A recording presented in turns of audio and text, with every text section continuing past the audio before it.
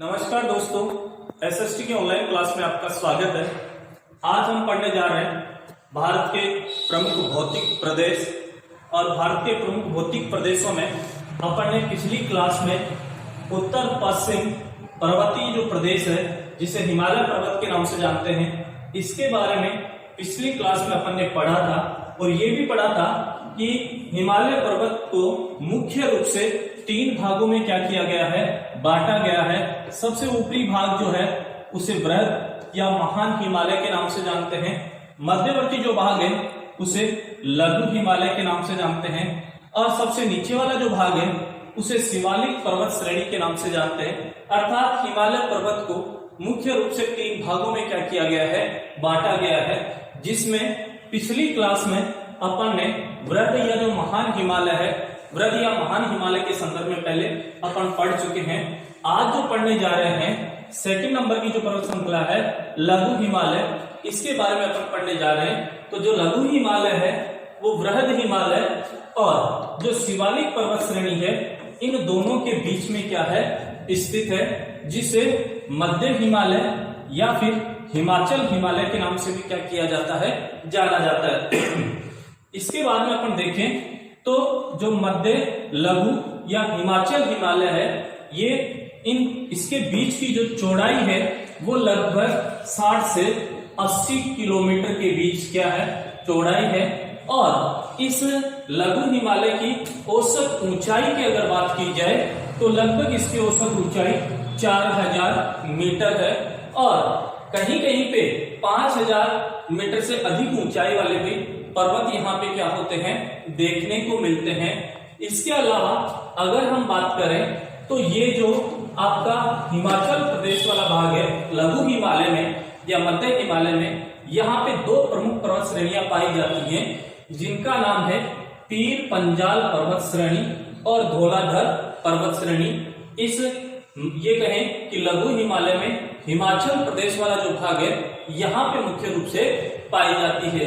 इसके अलावा अगर अपन देखें तो इसी पीर पंजाल पर्वत श्रेणी में एक दर्रा है जिसका नाम है बनिहाल दर्रा।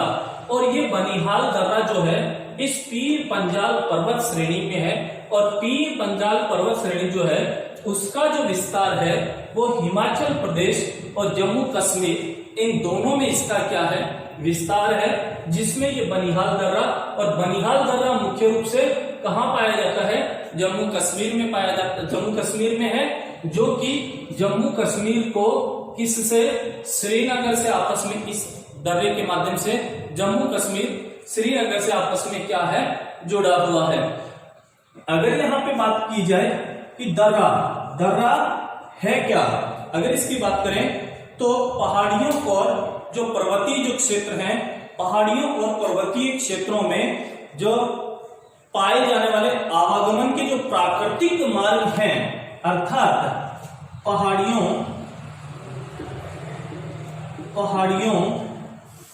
एवं पर्वतीय क्षेत्रों में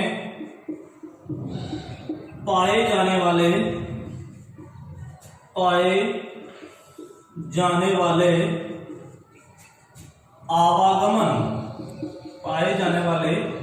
आवागमन के जो प्राकृतिक मार्ग हैं, आवागमन के प्राकृतिक जो मार्ग हैं, उन प्राकृतिक मार्गों को क्या कहा जाता है, दर्रा कहा जाता है। अर्थात पर्वतों और पहाड़ियों को काटकर संकीर्ण मार्ग क्या किए गए हैं, बनाए गए हैं, जिनके माध्यम से इन पर्वत श्रेणियों को, पर्वतों को, पहाड़ियों को क्या किया जा सके, पार किया जा सके। तो इस लघु हिमालय में मुख्य रूप से महत्वपूर्ण जो दर्रा पाया जाता है, दर्रा स्थित है, वो आपका कौन सा है, बनिहाल दर्रा स्थित है। अब इसके बाद में अगर अपन बात करें तो मुख्य रूप से यहाँ शीत ऋतु की बात करें तो शीत ऋतु में 3 से 4 महीने इसमें इस लघु हिमालय पर्वत श्रेणी की बात करें तो यहाँ पे शीत ऋतु, और शीत ऋतु में 3 से लेकर 4 महीने तक यहाँ पे क्या होती है, बर्फ जमती है। अर्थात बात करें लगभग 3 से 4 महीने तक जो लघु हिमालय पर्वत श्रृंखला है, पर्वत श्रेणी है, इसमें क्या होती है, बर्फ जमती है और ग्रीष्म ऋतु जो है यहाँ पे बहुत ही सुहानी और स्वास्थ्यवर्धक होती है। अर्थात अगर हम बात करें ग्रीष्म ऋतु इस लघु हिमालय में बहुत ही सुहावनी, स्वास्थ्यवर्धक, जिसके कारण लोग इस क्षेत्र में मुख्य रूप से पर्यटन के लिए, भ्रमण के लिए, घूमने फिरने के लिए यहाँ पर लोग क्या होते हैं, आते हैं। जैसे अगर बात करें कुछ पर्वतीय पर्यटक स्थलों की बात करें तो यहाँ पे मुख्य रूप से कौन कौन से पर्वतीय पर्यटक स्थल यहाँ पे मुख्य रूप से पाए जाते हैं, जैसे कि मंसूरी है, शिमला है, मंसूरी है, शिमला है, नैनीताल है, इसके अलावा दार्जिलिंग है, कौन सा, दार्जिलिंग है, और रानीखेत। ये प्रमुख पर्वतीय पर्यटक स्थल हैं जहां पे लोग ग्रीष्म ऋतु में भ्रमण के लिए, घूमने फिरने के लिए मुख्य रूप से यहाँ पे क्या होते हैं, आते हैं। अगर हम बात करें कि ये मंसूरी, शिमला, नैनीताल, दार्जिलिंग और रानीखेत जो है वो कहाँ पे पड़ते हैं, तो अगर हम बात करें शिमला की, मंसूरी की, तो मंसूरी जो है वो कहाँ पे है, उत्तराखंड में। शिमला जो है वो कहाँ पे है, हिमाचल प्रदेश में।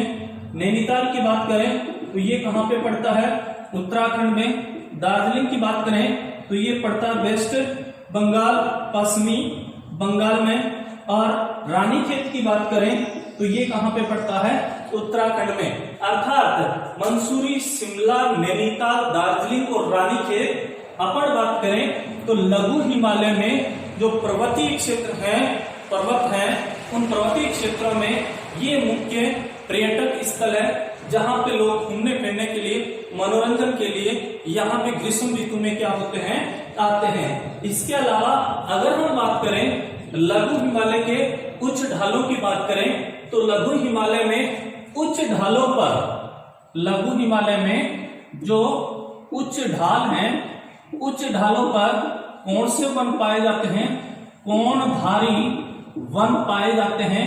और इस लघु हिमालय के निम्न ढाल या निचले ढाल की बात करें, निम्न ढालों की बात करें तो निम्न ढालों पर क्या होते हैं, घास के क्षेत्र हैं।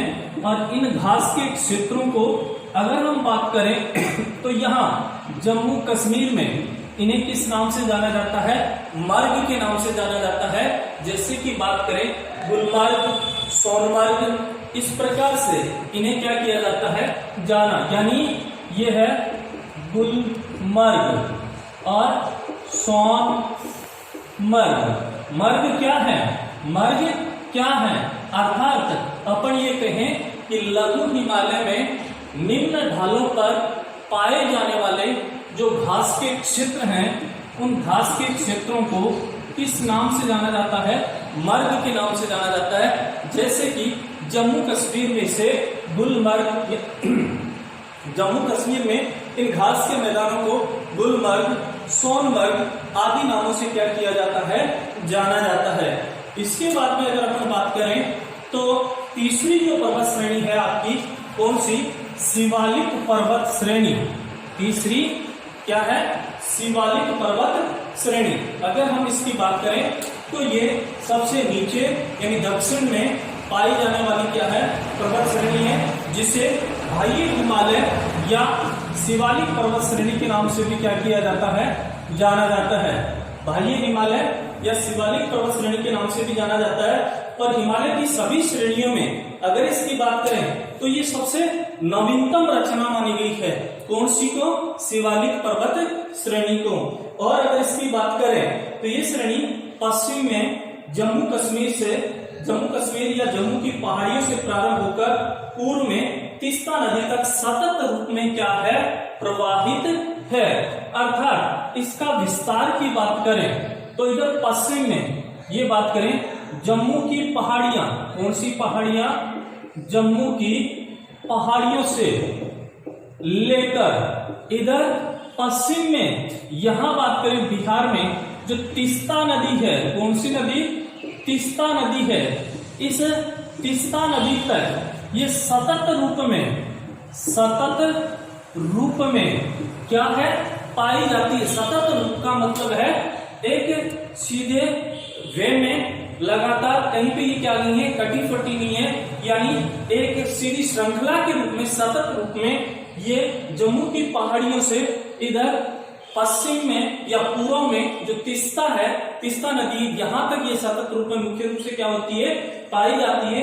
और उसके बाद 80 से 90 किलोमीटर के अंतराल के बाद पुनः पूर्व की ओर अरुणाचल प्रदेश तक ये क्या है? फैली है। फिर अगर हम बात करें तीस्ता से आगे निकले तो लगभग 80-90 किलोमीटर के बाद, 80 से 90 किलोमीटर के बाद पुनः ये हमें क्या होती है? दिखाई देती है। और इधर हम बात करें तो अरुणाचल प्रदेश, कौन सा? अरुणाचल प्रदेश, अरुणाचल प्रदेश तक इसका क्या पाया जाता है? विस्तार पाया जाता है। अर्थात दो भागों में से क्या कर दिया? बांट दिया। जम्मू की पहाड़ियों से तीस्ता नदी तक, और तीस्ता नदी के बाद लगभग 80-90 किलोमीटर के बाद ये हमें अरुणाचल प्रदेश तक क्या होती है? विस्तृत बिछी हुई दिखाई देती है। अब इसके बाद में अगर बात करें तो इसकी जो औसत ऊंचाई है वह है लगभग 900 से लेकर 1200 मीटर इसकी औसत क्या है? ऊंचाई। लगभग इतनी ऊंचाई पर विभिन्न प्रकार की पर्वत श्रेणियां क्या है?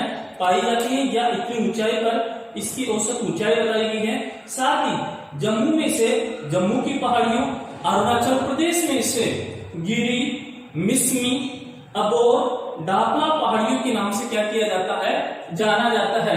अर्थात इस शिवालिक पर्वत श्रेणी को जम्मू में जम्मू की पहाड़ियों के नाम से जाना जाता है। और इधर अरुणाचल प्रदेश की बात करें तो अरुणाचल प्रदेश में इस शिवालिक पर्वत श्रेणी को गिरी की पहाड़ी के नाम से, मिसमी की पहाड़ी के नाम से, यानी यहाँ पे गिरी, मिसमी और डाफला, इसके नाम से डाफला पहाड़ियों के नाम से इसे अरुणाचल प्रदेश में क्या किया जाता है? जाना जाता है। और ये सारा का सारा भाग जो है वो मुख्य रूप से वनाच्छादित है, वनों से क्या है? ढका हुआ है। इसके अलावा मध्यवर्ती जो भाग है उसमें शिवालिक पहाड़ियों में नदियों द्वारा पहाड़ियों को काटकर चौड़े क्षेत्रों में जलोढ़ के जमाव से निर्मित कुछ ऊंचे घाटी मैदान भी इसमें क्या होते हैं? मिलते हैं, जिन्हें पूर्व में किस नाम से जाना जाता है? द्वार के नाम से क्या किया जाता है? जाना जाता है। जैसे कि हरिद्वार है, या फिर पश्चिम में इन्हें दून के नाम से जाना जाता है। जैसे कि अपन बात करें तो देहरादून। ये संक्षिप्त की जानकारियां थी इसके बारे में, उत्तरी पश्चिमी पर्वतीय प्रदेश या हिमालय प्रदेश के बारे में। लास्ट इसमें जो भौतिक प्रदेश, पहला जो भौतिक प्रदेश है, इसमें लास्ट जो बचा है वो लास्ट ये है कि उत्तर के महान पर्वतों का महत्व क्या है। अर्थात इस उत्तरी पश्चिमी पर्वतीय प्रदेश या हिमालय जो पर्वत है, इसके महत्व की बात करें तो इसका महत्व क्या है? सीधे रूप में मैं आपको बता दूं, इसका बहुत ज्यादा भारत में महत्व है, भारत के लिए बहुत ज्यादा महत्वपूर्ण है। कैसे है? सीधी सी बात बता दूं कि हिमालय पर्वत भारत के उत्तर और पश्चिम भाग में अर्धचंद्राकार रूप में क्या है? विस्तृत है, जो कि उत्तरी पश्चिमी सीमा पर एक सुरक्षा प्रहरी के रूप में क्या है? खड़ा है। तो सामरिक महत्व की दृष्टि से क्या है? महत्वपूर्ण है। दूसरी बात अगर अपन बात करें तो उत्तर पश्चिम से आने वाली साइबेरिया से, उत्तर पश्चिम भाग या साइबेरिया से आने वाली जो बर्फीली हवाएं हैं, उन बर्फीली हवाओं को रोके रखने का क्या करती है? कार्य करती है। और दूसरी बात अगर हम बात करें, भारतीय जो मानसून है, उस भारतीय मानसून से आने वाली आर्द्र जो पवने हैं, उन आर्द्र पवनों को ये रोके रखने का कार्य करती है, अर्थात रोककर भारत में वर्षा करवाने में क्या है? ये सहायक है। तो ये एक बहुत ज्यादा इसका अपन ये कह सकते हैं कि महत्व है। इसके अलावा अगर हम बात करें तो हिमालय जो पर्वत है और भी, अर्थात भारत में प्रवाहित होने वाली जो महत्वपूर्ण 12मासी जो नदियां हैं, जैसे सिंधु है, सतलज है, गंगा है, ये 12मासी जो नदियां हैं, ब्रह्मपुत्र है, 12मासी नदियां इसी हिमालय पर्वतीय भाग से क्या होती हैं, निकलती हैं। अर्थात इस रूप में ये कहें कि हिमालय पर्वत भारत के लिए एक महत्वपूर्ण स्थिति क्या करता है, प्रदान करता है। बाकी जो है नेक्स्ट जो है अगली क्लास में अपन भारत का दूसरा भौतिक प्रदेश जो है उत्तर का विशाल मैदान, उसके संदर्भ में अपन पढ़ेंगे। धन्यवाद।